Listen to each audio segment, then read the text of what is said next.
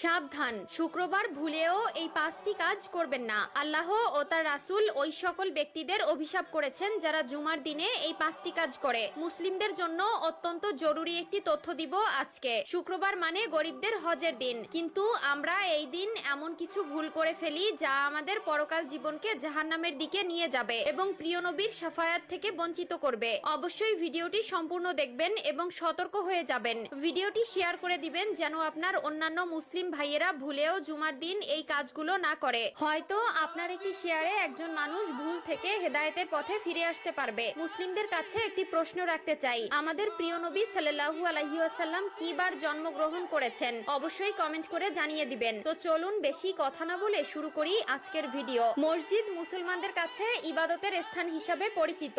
এরপরও আমরা মসজিদে এমন কিছু কাজ করে থাকি যা মসজিদের পবিত্রতা নষ্ট করে। তাই মসজিদের পবিত্রতা